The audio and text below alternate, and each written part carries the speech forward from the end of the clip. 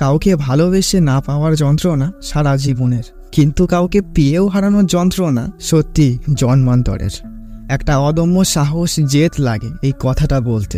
আমার দরজায় খিল দিয়েছি, আমার দারুণ জ্বর, তুমি অন্য কারোর সঙ্গে বেঁধো ঘর। হ্যাঁ, আজকের গল্প প্রাক্তন। গল্পটি অত্যন্তই বাস্তবধর্মী। তোমাদের অনেকের জীবনের সঙ্গে এই গল্পটি মিলে যাবে। তো চলো গল্পে যাওয়া যাক।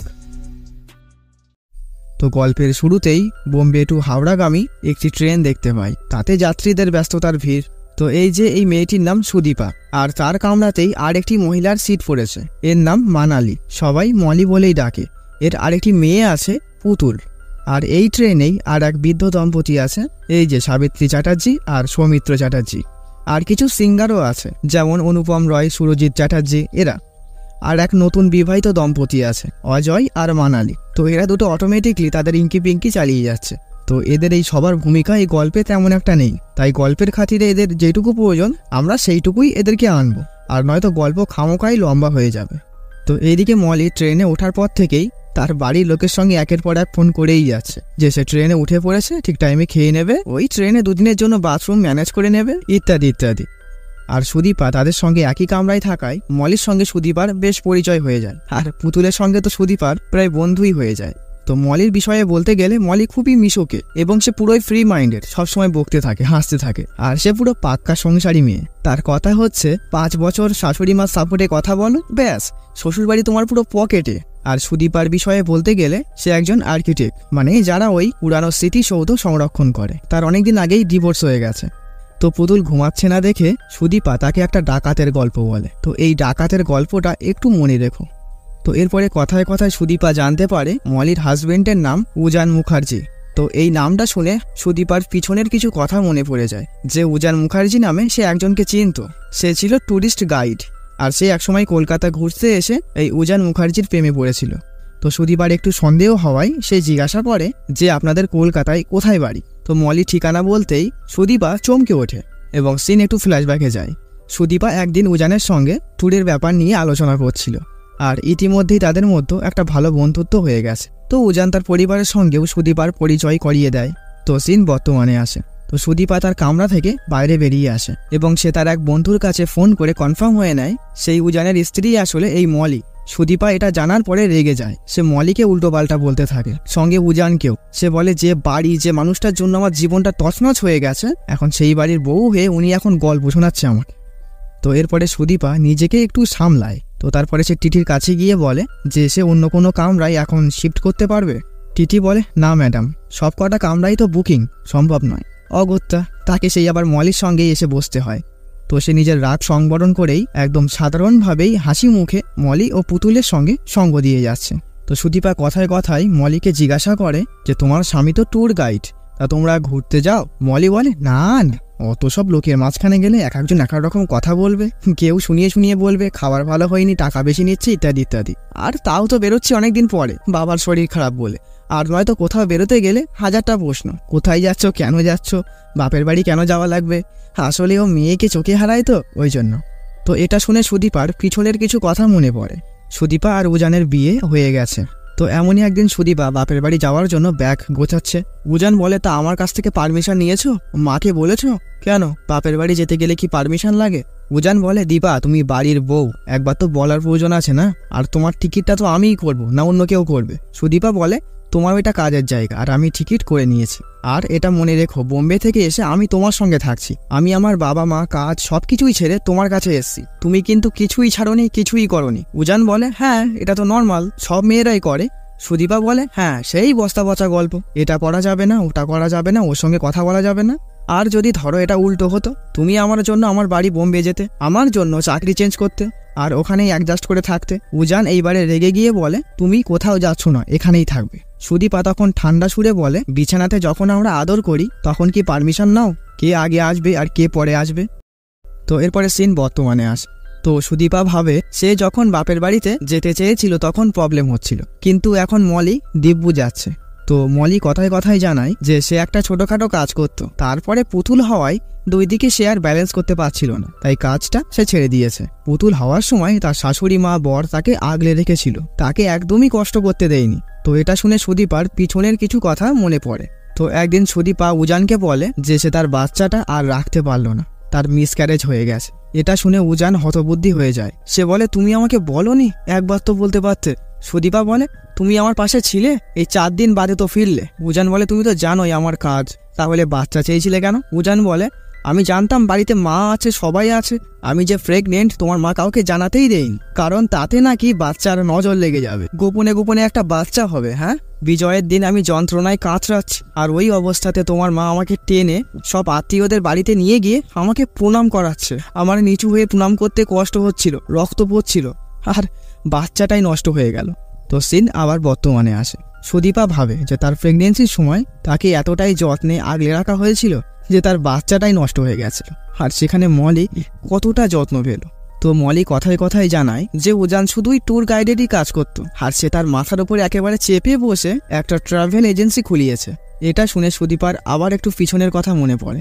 তো একদিন সুদীপা উজানকে বলেছিল সে তার প্রতিভাকে ঠিক ইউজই করেন, তাই সে পরামর্শ দেয় যে তারা একটা ট্রাভেল কোম্পানি খুলবে, সেখানে ডিজাইন, প্রেজেন্টেশন সবকিছুই সে করবে, আর উজান শুধু ভয়েসটা দিলেই হবে। কিন্তু উজান মুখের ওপরেই না করে দেয়। সে বলে, আমি যা আয় করি এতে তো চলে যাচ্ছে কোনোভাবে। সুদীপা বলে, সে ঠিক আছে, আমাকে কিছু দিতে হবে না, তবে ভবিষ্যতের জন্য কিছু জমাবে না? আমারও তো ইচ্ছা করে আমার একটা বাড়ি হবে, সুন্দর করে সাজাবো। উজান বলে, হ্যাঁ হ্যাঁ, সবকিছুই তো তোমার, যাও নিজের টাকা দিয়ে বাড়ি বানাও। সুদীপা বলে, আমি কি বললাম আর তুমি কি বুঝছো? তোমার সঙ্গে আর সংসার করা যাচ্ছে না। এটা শুনে উজানের খারাপ লাগে। সে বলে, আমার সঙ্গে প্রেম করা যায়, ঘোরা যায়, কথা বলা যায়, কিন্তু সংসার করা যায় না। তো সিন আবারও বর্তমানে আসে। সুদীপা আবারও ভাবে যে সে যখন ট্রাভেল কোম্পানি খোলার কথা বলেছিল তখন উজানের কত কিছুই না মাথায় আসলো, আর যেটা কিনা মলির কথাতেই সহজেই সে করে ফেলল। তো মলি কথায় কথায় বলে, আমার বরকে আমি সাফ বলে রেখেছি যে তোমার যদি অন্য কোনো সম্পর্ক থাকে বা অন্য কোথাও বিয়ে করে থাকলে সাফ সাফ বলে দিও। তবে জানো, আমার বর আমাকে খুব ভালোবাসে, প্রতি জন্মদিনে আমাকে সারপ্রাইজ দেয়। এই আমি তো তোমাকে সব বলেই ফেললাম, আজকে আমার জন্মদিন, তুমি আগের জন্মে আমার কে ছিলে গো? আমি তোমাকে সব বলে ফেলছি। মাঝের স্টেশনে ট্রেন তো দাঁড়াবে, ওর ওখান থেকেই ওঠার কথা আছে। তো একদিন সুদীপা একটু রাত করেই অফিস থেকে বাড়িতে ফেরে। সুদীপা উজানকে জানায় যে কাজের কারণে তার লেট হয়ে গেছে। উজান বলে, হ্যাঁ জানি, বসকে তো খুশি করতে হয় না। সুদীপা বলে, তুমি ঠিকভাবে কথা বলো। উজান বলে, তোমার বসের মেসেজ আসে না ফোনে? সুদীপা বলে, আমার ফোন লুকিয়ে দেখতে তোমার লজ্জা করে না? তোমার ফোনটা আমার প্রপার্টির মধ্যেই পড়ে, আর তুমি তোমার বসের সঙ্গে শুয়েছো। সুদীপা বলে, তুমি এরকম কথা বলতে পারলে? এবং সে রাগ করে সেখান থেকে চলে যায়। সিন বর্তমানে আসে। সুদীপা আর উজান মুখোমুখি হতেই দুজনাই থমকে যায়। তো তারা নিজেকে নর্মালি রাখে, মলিকে কিছুই টের পেতে দেয় না। তো এরপরে উজান মলির জন্মদিন খুব ভালোভাবেই সেলিব্রেট করে। সুদীপার পিছনের কিছু কথা মনে পড়ে যায়। তারও সেই দিন জন্মদিন ছিল, কিন্তু উজান সেই রাত করেই বাড়ি ফেরে, কারণ সেই দিন তার একটা ট্যুর ছিল। তো উজান সুদীপার কাছে ক্ষমা চায়। সুদীপা বলে, আমরা সবাই ব্যস্ত, এই জন্মদিনটা আর ফিরে আসবে না, তোমাকে আজকের জন্য ট্যুর ক্যান্সেল করতে হবে, আমার অফিসে মিটিং থাকলে সেটাও ক্যান্সেল করতে হবে, তবেই তো একে অপরের জন্য সময় বেরোবে। আমি না তোমার কাছে টেকেন ফর গ্রান্টেড হয়ে গেছি। তো সিন বর্তমানে আসে। তো ট্রেনের এই সিঙ্গার পার্টিরা আশপাশে প্রতিটা কামরার সবাইকে ডাকে এবং সবাই মিলে আন্তাক্ষরী খেলতে থাকে, মানে গানের লড়াই। তো এই জায়গাটায় এখানে সবাই মিলে খুব ভালো একটা সময় কাটায়। তো উজান তার মেয়ে পুতুলকে যত্ন করছিল। আসলে পুতুলের ভালো নাম উদিতা। একদিন উজান তার আর সুদীপার নাম মিলিয়ে তাদের আগত মেয়ের নাম রেখেছিল উদিতা। তো এদের দুজনকে কাছাকাছি গল্প করতে দেখে সুদীপার আর ভালো লাগে না, সে সেখান থেকে বেরিয়ে আসে। আর এখানেই সেই হৃদয় ভাঙা গানটা বেজে ওঠে, আমার দরজায় খিল দিয়েছি, আমার দারুণ জ্বর, তুমি অন্য কারোর সঙ্গে বেঁধো ঘর। এবং তার সঙ্গে উজানের কাটানো প্রতিটা মুহূর্ত তার মনে হতে থাকে। তো এমন একটা সিচুয়েশানে একটা মানুষের যতটা খারাপ লাগা যায়, সুদীপার ঠিক তেমনই লাগছে। তো অনেকটা সময় কেটে যায়। এক সময় মলি কথায় কথায় বলে যে আমরা না বিয়ের পরপরই হানিমুনে যেতে পারিনি, আমাদের কোম্পানি হলো, তারপরে আমার পুতুল হলো, তারপরে একেবারে কাশ্মীর। তো সিন এইবার একটু ফ্ল্যাশব্যাকে যায়। একদিন সুদীপা হানিমুনের জন্য কাশ্মীর যাওয়ার একেবারে টিকিট কেটেই বাড়ি আসে। উজান বলে, আমি যাব না। সুদীপা বলে, কেন? আমি তো একেবারে পেমেন্ট করেই এসছি। উজান বলে, যখন যাওয়ার ছিল তখন আমার কাছে টাকা ছিল না, আর পরে হয়ে উঠিনি, আর যেতে ভালো লাগছে। সুদীপা বলে, তুমি সবসময় টাকা টাকা করো কেন? উজান বলে, আমি না তুমি। এই যে কি বললে? আমি টিকিটের পেমেন্ট করে দিয়ে এসছি, এটা টাকা দেখানো নয়। এই যে আমার মানি ব্যাগে তুমি লুকিয়ে টাকাগুলো ঢুকিয়ে দাও, এইটা তোমার টাকা দেখানো নয়। সুদীপা বলে, আমি তোমাকে ভালোবাসি তাই, আচ্ছা ভালোবাসো, তাহলে যে জামাগুলো কিনে দাও এই ট্যাগগুলো রেখে দাও কেন? দাম দেখানোর জন্য? সুদীপা বলে তেমনটা না, রং আর সাইজের জন্য, যদি পরে চেঞ্জ করতে হয়। তো সুদীপা এইবারে খুব রেগে যায়, সে বলে তোমার কোথাও যেতে হবে না বলে সে টিকিট ছিঁড়ে ফেলে। তো সিন বর্তমানে আসে, উজানের খুব খারাপ লাগে, সে বাইরে চলে আসে। তো এইদিকে মলির সঙ্গে সুদীপা কথায় কথায় বলে, আচ্ছা তোমাদের বিয়েটা কিভাবে হলো? আমার আগে অন্য একটি ছেলের সঙ্গে বিয়ে ঠিকঠাক হয়ে গেছিল, তার সঙ্গে আমার কথাও হতো, কিন্তু ওই পণের ব্যাপার নিয়ে আমার বাবার সঙ্গে ওদের একটু ঝামেলা হয়, ব্যাস ওখানে আমার বিয়ে ভেঙে গেল। তারপরে আমার এক পিসির আত্মীয়দের মধ্যে ছিল এই উজানরা। উজান ছিল ডিভোর্সি, কিন্তু ওদের কোনো দাবি দাওয়া ছিল না, ব্যাস ওর সঙ্গেই আমার বিয়ে ফাইনাল হয়ে গেল। সুদীপা বলে ও তো ডিভোর্সি ছিল, ওকে তুমি মেনে নিতে পারলে? মলি বলে আমি কখনো জানতে চাইনি ওর পুরানো অতীত সম্পর্কে, আর আমারও তো ওই ছেলেটার সঙ্গে কথা হতো, আর ও তো আমার বিষয়ে কিছুই জানতে চায়নি। উজানের সঙ্গে কথা বলে ওকে আমার সৎ মনে হয়েছিল, ব্যাস তাই বিয়ে করেছে। আমি মনে করি তুমি যাকে ভালোবাসো তার সবটা নিয়ে বাসো, তার ভালোটাকে ভালোবাসবে, খারাপটাকে ভালোবাসবে না, এটা তো হয় না। না, আমার কাছে মানিয়ে নেওয়া মানে হেরে যাওয়া নয়, তুমি কিছু দাও জীবন তোমাকে 2 গুণ ফিরিয়ে দেবে। ভালোবাসার মধ্যে বিন্দু মাত্র স্বার্থ আনতে নেই। তো এরপরে সুদীপা মলির হাত ধরে বলে, দিদি ভাই তুমি আমাকে অনেক কিছুই শেখালে। তো সিন একটু ফ্ল্যাশব্যাকে আসে। একদিন সুদীপা এসে উজানকে জানাই এইবার থেকে সে পুরো ঘরোয়া বউ হিসেবে থাকবে। কি জানো তো, আমার সাকসেসে তোমার জেলাসি হয়। উজান কিছু বলে না, সে ছাদে চলে আসে। সুদীপাও ছাদে আসে। উজান বলে তোমার চাকরি ছাড়তে হবে না, তুমি আরও উপরে ওঠো, তবে আমাদের মধ্যেও একটা ব্যালেন্স থাকাটাও প্রয়োজন। সুদীপা বলে যাক, এতদিন পরে তাও একটা ভালো কথা বললে। আচ্ছা চলো না একটু ঘুরে আসি। না না, কাশ্মীর যেতে হবে না, এই মন্দারমণি চলো। উজান বলে আমার ট্যুর আছে। সুদীপা বলে ক্যান্সেল করতে হবে, তোমার কাজ আমার কাজ দুজনারই ক্যান্সেল করতে হবে, নয়তো আমরা একে অপরকে হারিয়ে ফেলছি। তো এরপরে সুদীপা অনেক রিকোয়েস্ট করার পরে উজান রাজি হয়। তো পরের দিন উজান সুদীপাকে গাড়িতে তুলে দেয় আর বলে তুমি যাও, আমি বিকেলের মধ্যে অবশ্যই পৌঁছে যাও, এই ট্যুরটা তো ম্যানেজ করতে হবে না। তো সুদীপা পৌঁছে যায়। এরপরে বিকেল গড়িয়ে সন্ধে হয়ে যায়। তো এরপরে সুদীপা উজানের কাছে ফোন করলে সে জানায় যে তার এক বন্ধুর মা হঠাৎ মারা গেছে, তাই সে শ্মশানে এসছে। সুদীপা বলে একটা তো কারণ দেখিয়ে চলে আসতে পারতে। উজান বলে ও আমার ছোট্টবেলার বন্ধু, আর ওকে এই অবস্থায় ছেড়ে আসি কি করে। সুদীপা বলে আজকের দিনটাই আমি কত কি না ভেবেছিলাম, আর তুমি আসলে না। উজান বলে শুধু একটা রাতই তো, আমি কাল সকালেই যাচ্ছি। সুদীপা বলে তোমাকে আর আসতে হবে না, আমি আর তোমাকে দেখতেও চাই না, অনেক হয়ে গেছে, আর পাচ্ছি না, এইবারে শেষ করা দরকার। তো এরপরে তাদের ডিভোর্স হয়ে যায়। সিন বর্তমানে আসে। সুদীপা বাথরুম থেকে বাইরে এসে দেখে উজান দাঁড়িয়ে আছে। তো সে উজানকে বলে মলি তোমাকে বেশ সুখেই রেখেছে। উজান বলে হ্যাঁ, ও আমাকে পুরো পাল্টেই দিয়েছে। ওকে না আমি বকতে পারি না, ওর ওপরে কথা বলতেও পারি না। মলি আমাকে সত্যি সত্যি একজন সংসারী করে তুলেছে, আর আমাদের ওই ছোট্ট পুতুল, ও আমাকে ছাড়া খাবে না, শোবে না।